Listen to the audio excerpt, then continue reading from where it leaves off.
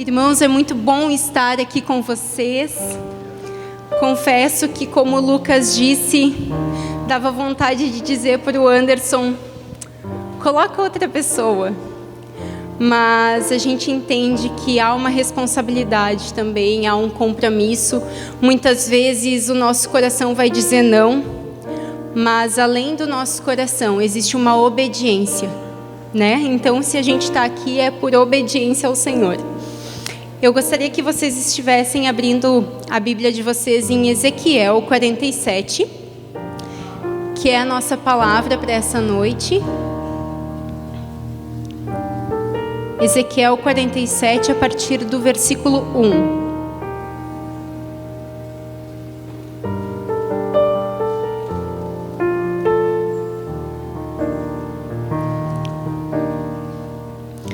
Depois disso, me fez voltar à porta da casa, e eis que saíam águas por debaixo do umbral da casa para o oriente, porque a face da casa dava para o oriente. As águas desciam de baixo, desde o lado direito da casa ao sul do altar.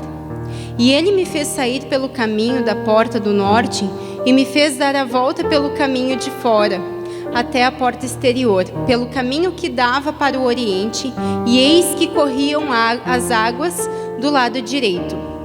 E saiu aquele homem para o oriente, tendo na mão um cordel de medir, e mediu 1000 côvados, e me fez passar pelas águas, águas que me davam no tornozelos, e mediu mais 1000 côvados, e me fez passar pelas águas, águas que me davam pelos joelhos, e me fez medir mais 1000, e fez eu passar pelas águas que me davam pelos lombos, e mediu mais 1000, e era um rio que eu não podia atravessar, porque as águas eram profundas, águas que se deviam passar a nado, rio pelo qual não se podia passar. E disse-me: viste isso, filho do homem? Então levou-me e me fez voltar para a margem do rio. E tendo eu voltado, eis que à margem do rio havia uma grande abundância de árvores, de um lado e de outro. Então disse-me: essas águas saem para a região oriental, e descem ao deserto, e entram no mar. E sendo levadas ao mar, as águas tornam-se saudáveis. E será que toda criatura vivente que passar por onde quer que entrem estes rios viverá.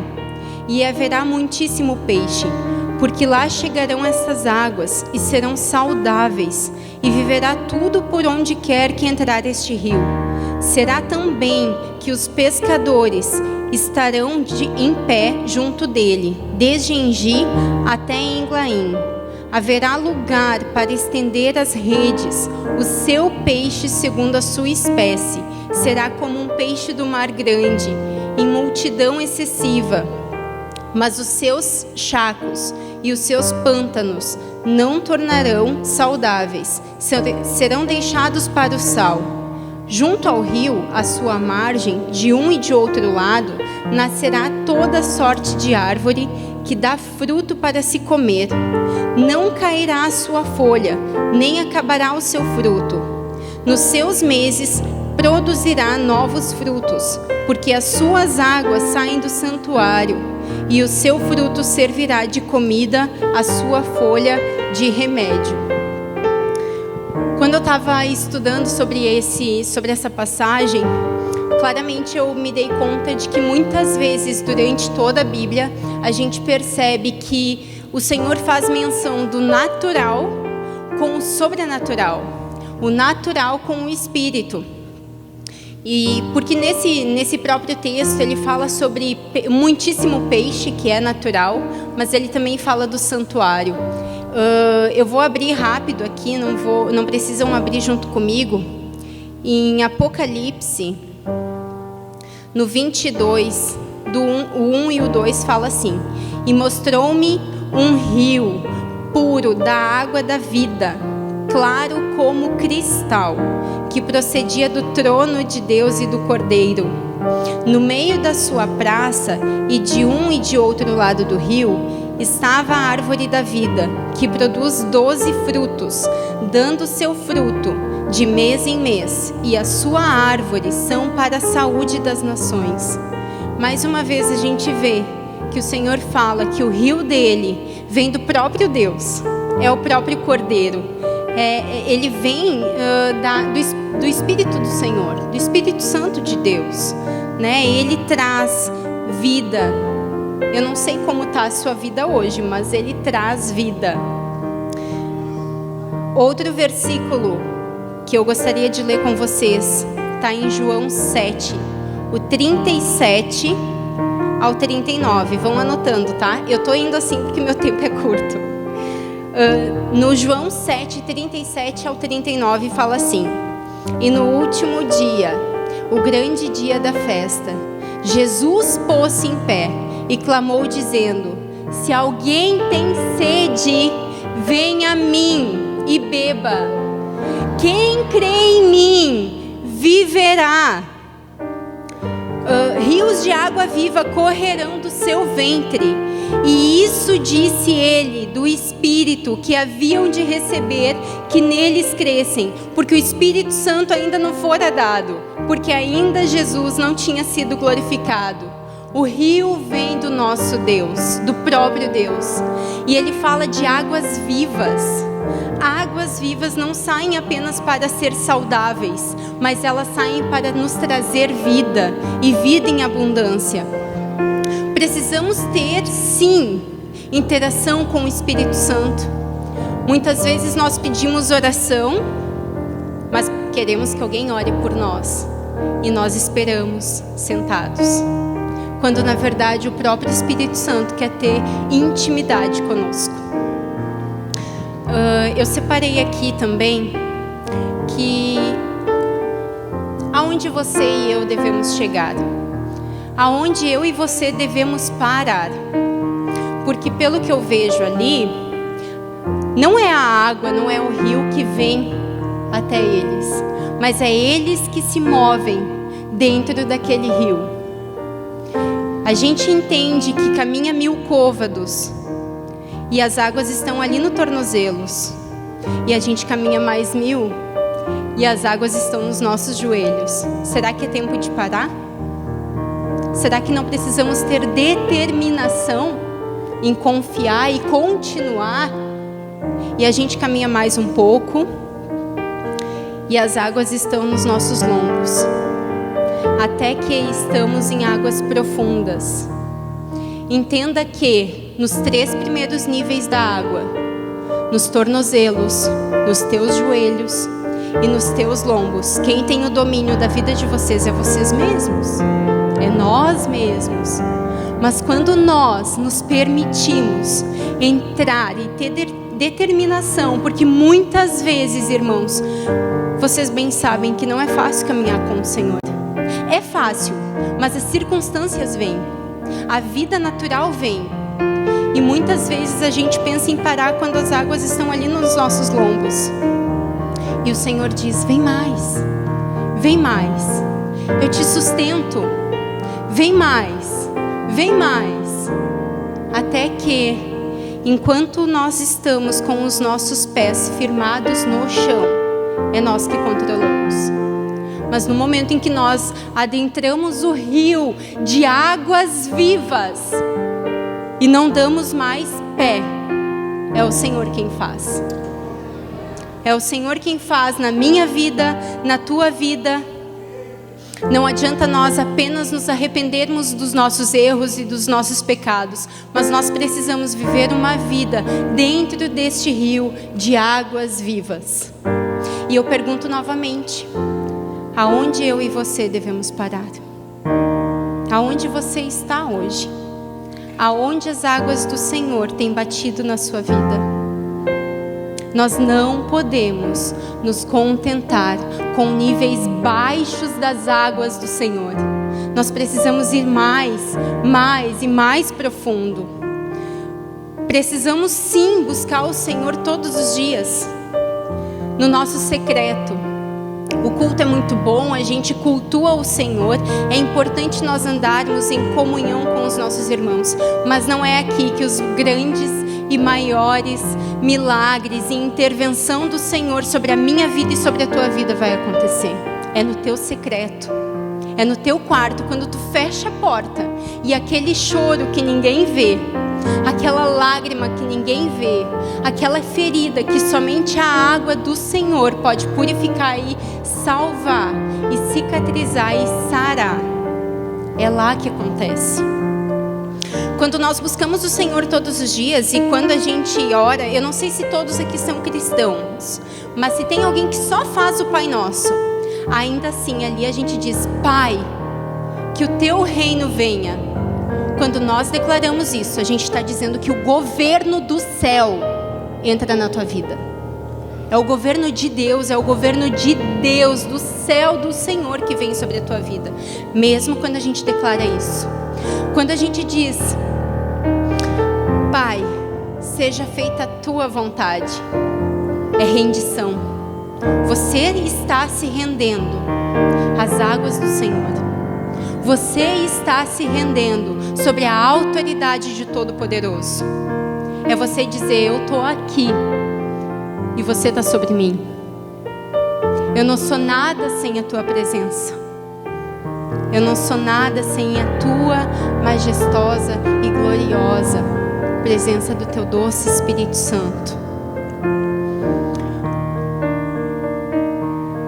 Quando a gente se batiza, a gente estava morto e vem aquela água. Aqui a gente tem a piscina e muitos aqui foi na piscina, mas ainda existem alguns lugares que batizam no rio. O meu pai foi batizado no rio e é uma água que vem e tira tudo que é morto para vir sobre a tua vida, a vida do Senhor. Quais são as áreas da tua vida que você ainda está permitindo a morte? O quanto de vida e o quanto de morte tem em cada área da sua vida?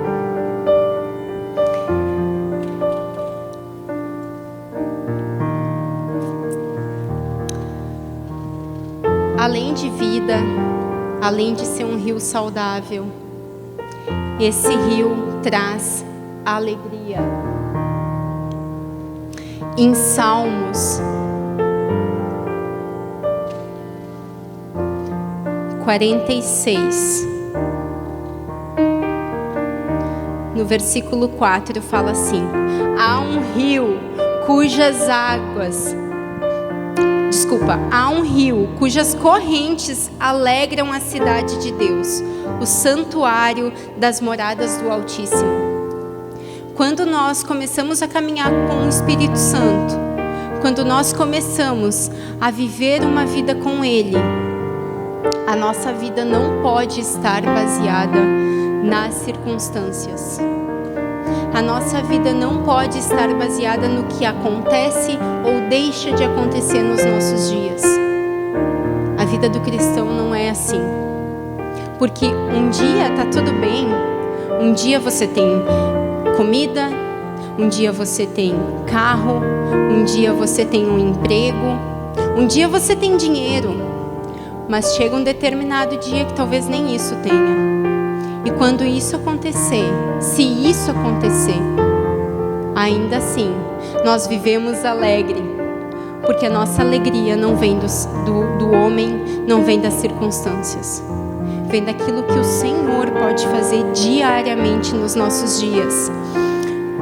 Em Romanos 14,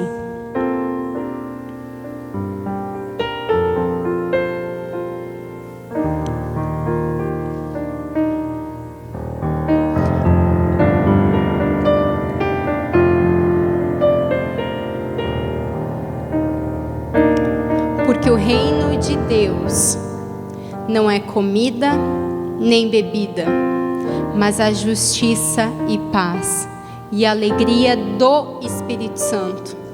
É nós estarmos alegres, independente de como está a nossa vida. Irmãos, eu não estou dizendo que a gente não precisa e não deve se alegrar com os momentos alegres. Amém, vamos nos alegrar.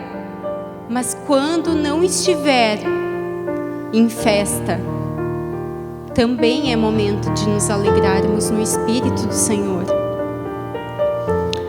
Porque a alegria é um dom que vem do próprio Espírito. Não tem como você ter o Espírito Santo e não ser cheio da alegria que vem dele. O que você tem escolhido nos teus dias?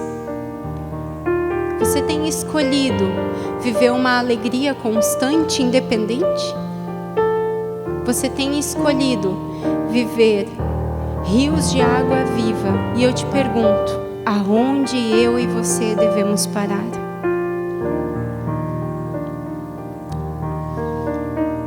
Em Atos 13, no versículo 52, diz assim: e os discípulos estavam cheios de alegria e do Espírito Santo.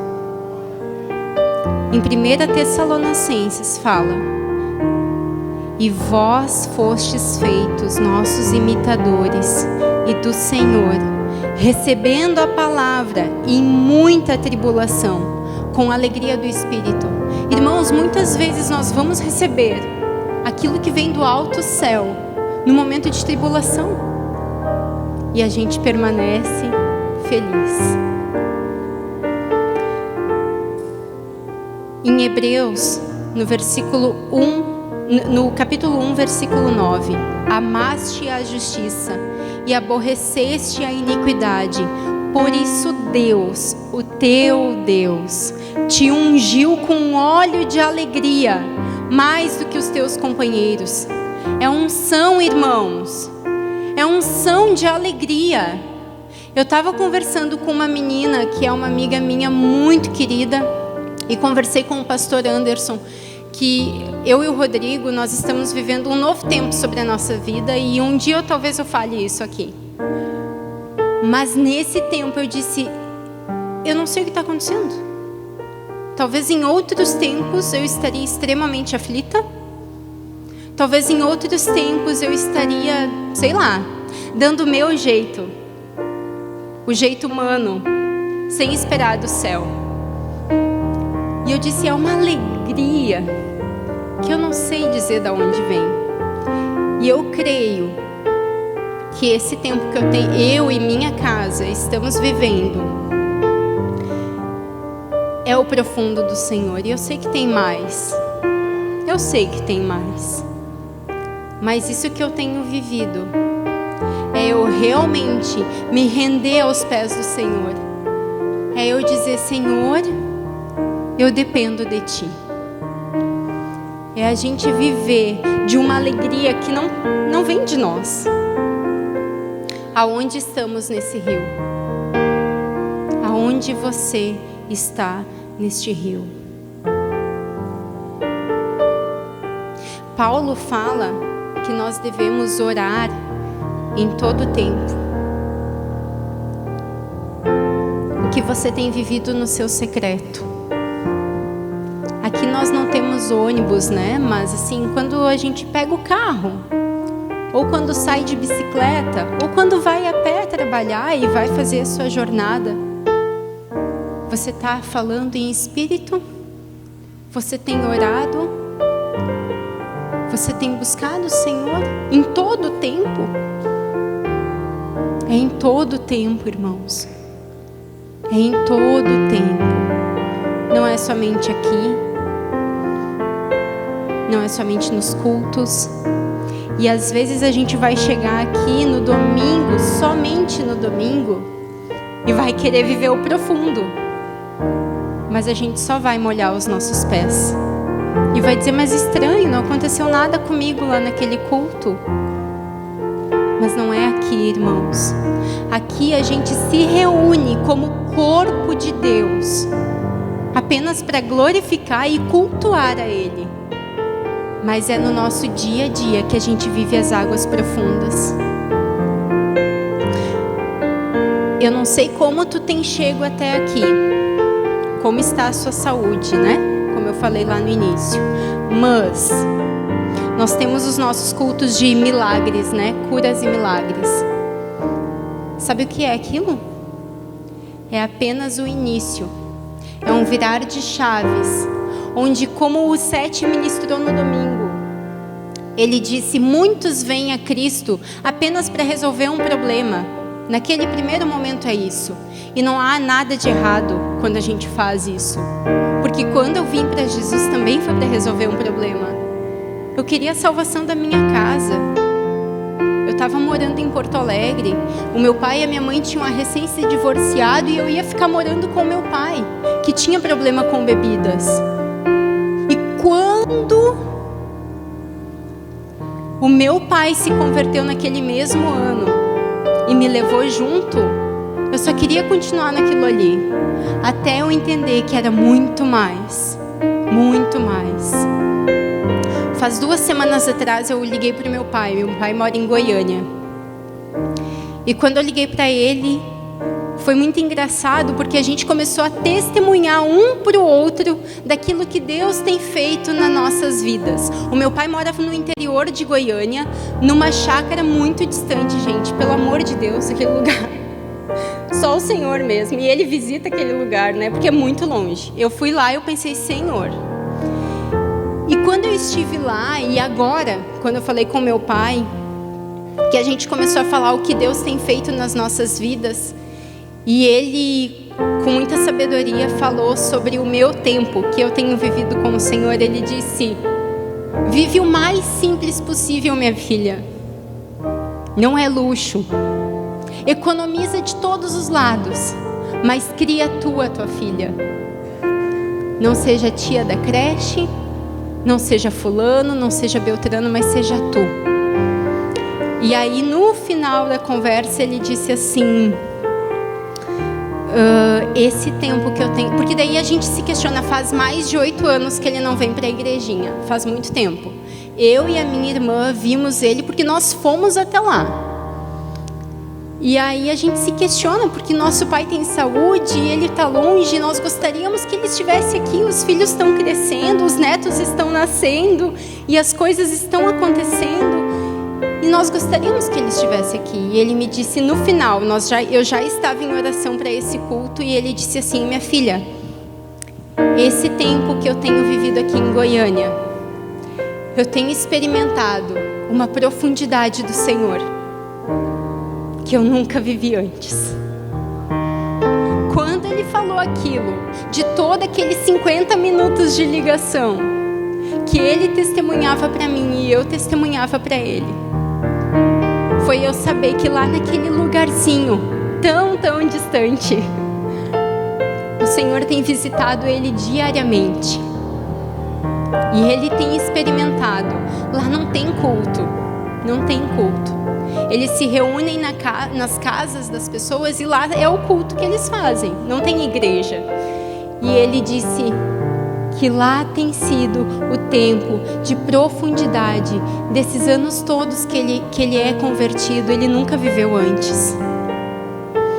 E ele me disse: eu estou aqui na lavoura, eu estou aqui mexendo no telhado e eu estou adorando o Senhor e falando com o Senhor. E ele tem ministrado a minha vida. Irmãos, não se contentem com as rasas águas. Não é isso que o Senhor tem para ti e nem para mim.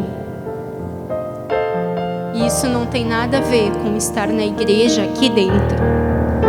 Não tem nada a ver com pegar um microfone na mão. Não tem nada a ver com o tempo de comunhão com os irmãos. É tu e o Senhor. É o teu secreto com o Senhor. Em Efésios 5, 18 e 19, fala assim: e não vos embriagueis com vinho, em que há dissolução, mas enchei-vos do Espírito, falando entre vós em salmos, em hinos e cânticos espirituais, cantando e salmodiando ao Senhor no vosso coração.